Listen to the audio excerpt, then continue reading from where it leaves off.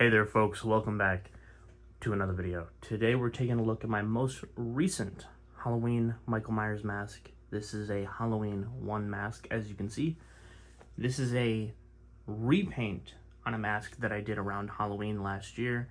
This is the Chris Vennekamp CV/Castle mask. This is his iteration of the Castle stretch. It's the very first blank I've ever worked on, and now it's the second, I suppose. But yeah, there's some considerable differences between this and the previous version that I did. This one is a lot grimier, a lot dirtier. I really liked the way that the other mask looked to begin with, because it was mostly white, didn't really have any weathering on it, didn't really have any skin tone.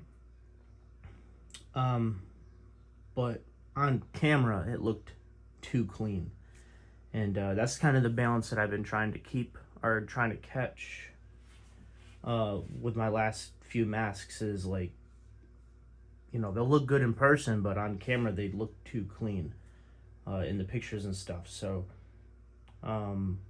this one, it might be a little bit too dark. I'm not too sure. I don't particularly like seeing Halloween 1 this dark, but I just wanted to try it out, and I do like it overall. I just don't know. I just don't think it's super accurate.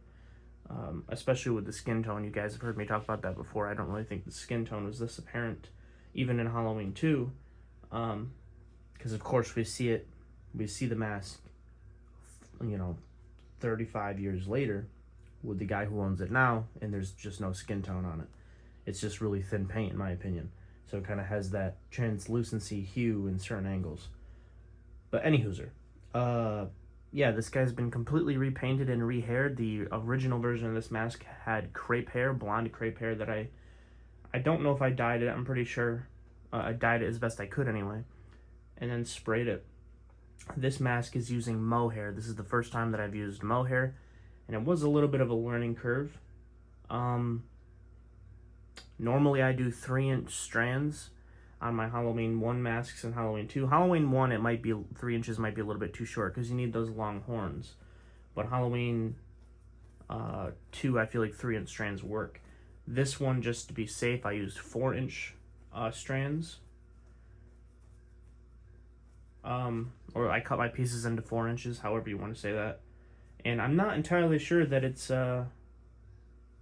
enough hair, because this hair is it's a lot thinner than crepe hair, so I can get away with putting a lot more on it. I think it looks pretty good. There's no bald spots really anywhere or anything like that, and it has a nice kind of pompadour at the front, so I think overall it looks pretty good. But I think you can stuff more hair in there and it not be too big. But for Halloween 2, I probably wouldn't do that because I want it to be as matte as possible. But for this one, I think you probably could have added a little bit more hair in there.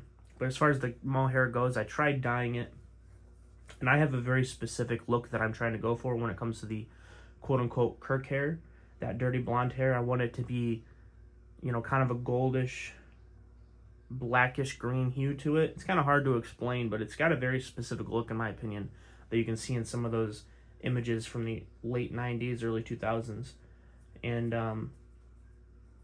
that's a look that I don't really know how to achieve yet, so I've done my best to kind of use a mixture of dyeing and paints, and then I used a little bit of black paint over the top, you know, kind of, you know, allude to the black spray paint that they put in it, or streaks and tips, whichever version of the story you hear. I did add a little bit more hair to the glue lines, as you can see here, just a little bit. This side's a little bit more sporadic, and there is a little bit of white paint in the hair, which I actually wasn't planning on doing with this particular version, but that is kind of how it worked out. And you can see that we got kind of a nice napping here. We'll change the lighting up in a moment so you can see a little bit better, but there's the nice napping and the weaving going on. Because, like, one of the coolest things about the Halloween mask, in my opinion, is it can have, like, this sort of defined shape, but then, like, when it's backlit, you see all these all this frizziness, and I think that's, you know, something you can achieve pretty well with the mohair. But as you can see back here, it's a little bit lighter, and then you can see the hairline. The hair stops right about the base of the ear, which seems to be most accurate to me. And then you can see the paint on the back of the neck. Not too much white going back there. Kind of stops, you know, just kind of halfway like this. And then you get a little bit of skin tone in this whole area right here. Mostly right here. And then there's some going all the way through the front of the mask, you know, underneath the lip, on the top lip, in the nostrils. There's a hue running all the way through up here and under the eyebrows. Just trying to do some different things and, you know, improve my techniques and learn different stuff. There's a mixture of airbrushing white and then applying the white by hand. And I did a lot more washes on this mask than what I normally do. Even with a Halloween 2 mask, I've come to realize that I need to add a lot more washes and stuff than I normally do. So I think the next Halloween 2 mask is going to be really, really cool. And, you know, I think at this point it's just safe to say that I prefer doing Halloween 2 masks the most. I really love the Halloween 1 look, but it's still I still sort of look at it as something that it's not quite reachable. There's no real defined look of it, in my opinion. If you look at the images, the look of the mask varies drastically due to the way that the hair looks or whoever's wearing it and stuff like that. There's some images where it kind of looks like it's got that skin tone under the neck, but then obviously, like, in my opinion, that's just not there. I think the Halloween 1 mask is a lot more subjective to everybody. You know, some people really like a look like this, whereas other people want it to be nice and pristine and ghostly. As far as Halloween 2 goes, though, everybody kind of just really likes a nice, dirty Halloween 2 mask. And I gotta say, I think that's the most visually interesting version of the mask. Again, if I were to do one that was, you know, that I think is the most accurate, it really wouldn't have that much skin tone. But nobody really wants to see that. People like the heavy skin tone, and like I said, I kind of prefer that look.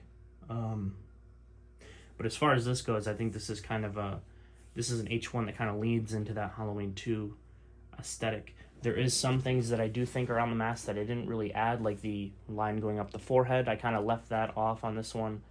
And in some of the pictures, I feel like I can see the start of the T. So I kind of just did a little bit of a hint towards it, you know, in the temple area. I didn't go much heavier than that. You can see the eyebrows caught some nice shading, and then lips. I think the way that the lips came out on this one is probably one of the best looks that I've achieved. I kind of moved away from the charcoal a little bit. It was working for me really well at a time, but I've come to realize that it's just kind of a waste of time. You can get it for some nice dusting. Now, I like it for that, some nice dusting across the entirety of the surface, but as far as trying to do detail work, it just doesn't really come out as nicely as I would. The best place it works is probably the eyebrows.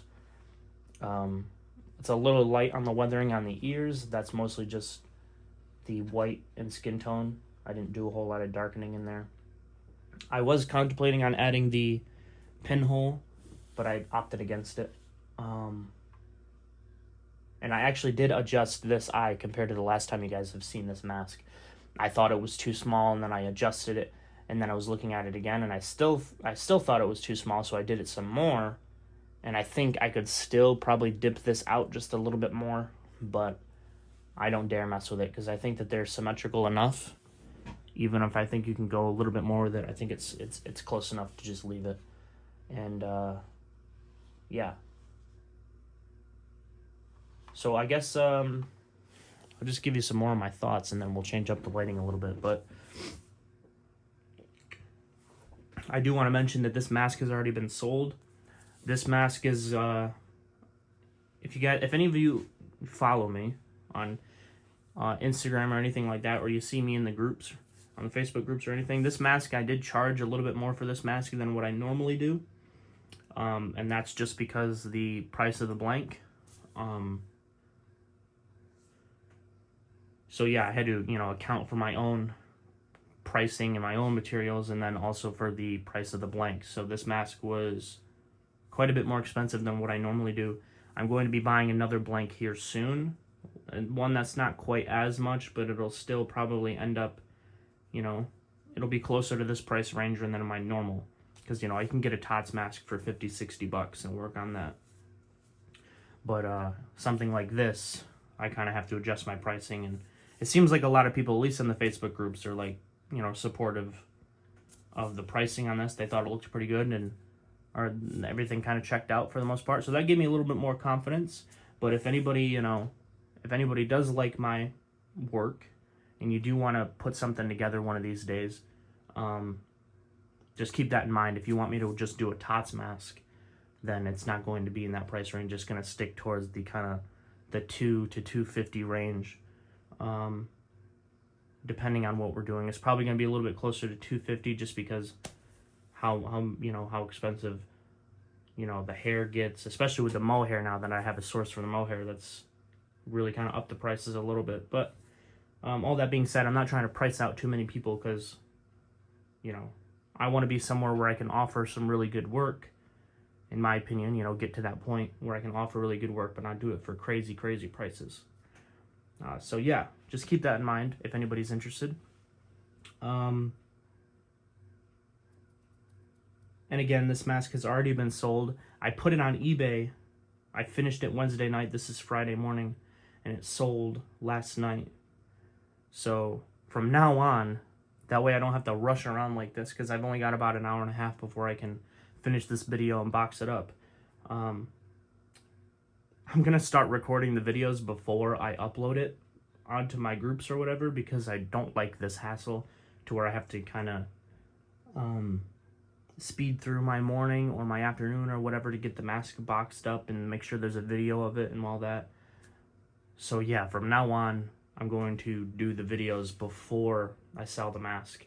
Now, I'm still sitting on 2 Halloween 2 videos that I haven't uploaded yet, and both of those are sold. So I'll have to put those in the in the video as well, or put that information in the video.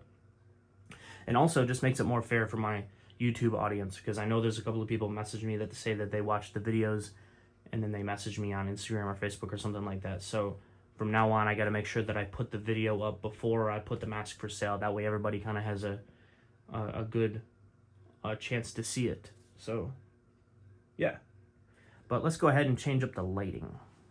I'm just gonna go ahead and give another spin like this. You can see a little bit of the harsher lighting.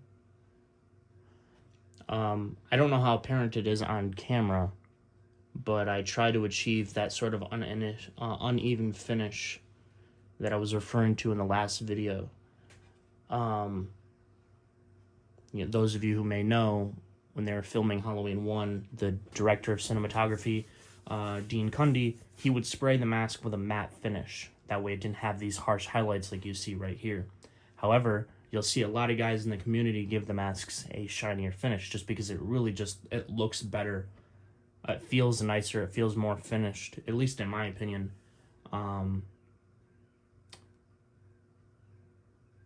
It also deepens the colors. It makes the contrast a little bit higher.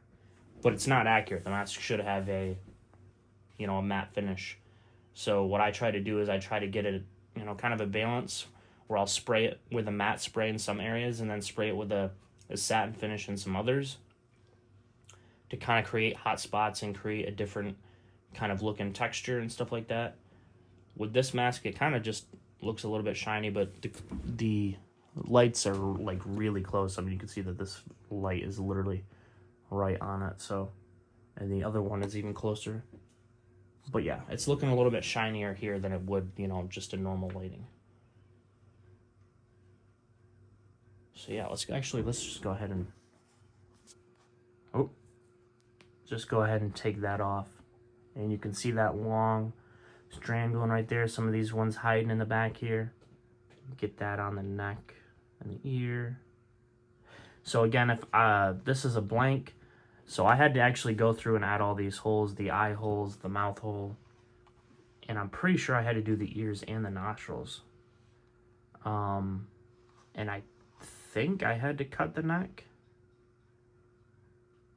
I think the neck was sealed. Now, actually, I'm not too sure about the neck, but everything else I'm pretty sure I had to do. It was a couple of months ago now, but... So yeah, you can see that right there. There's a lot of just different things going on. There's also a bit of bubbling, or not a bubbling, but a couple of air bubbles in this particular pour. They were a lot more noticeable with the previous paint job because it was all white. With this one, I really tried to get some of them covered, but, you know, at the end of the day, that, you know, kind of just didn't really have anything to do with me. That was just kind of the pull that I got, but, yeah. I mean, I think this guy looks pretty sick. I don't think it's the most accurate thing in the world, but I've really been trying to step up my game lately. And I think with this one, I've gotten a little bit closer. You know, I've got a higher quality hair that's more accurate. The hairline, you know, it's kind of the look that I try to capture. This side is kind of hard to see because there's a little bit of fuzz and stuff like that. But, you know, that kind of like loop, or that, you know, wave that we see. But yeah, guys, I think this is looking pretty cool. I really like the mouth area on this time around. Get a little bit more of that pompadour action, wave it around. The only thing that's left to do is I have to sign it. Chris never signed this mask. I don't know if he does that now, but he didn't sign this one. So that's a bit unfortunate. You can see the gradient in the hair color. It's much more dirty blonde back here, whereas it kind of transitions to black, and that is something that I believe is accurate, and I'll show you guys a picture that kind of suggests that in a moment. But yeah, that's pretty much it, guys. Just trying not to get all this crap in camera. But yeah.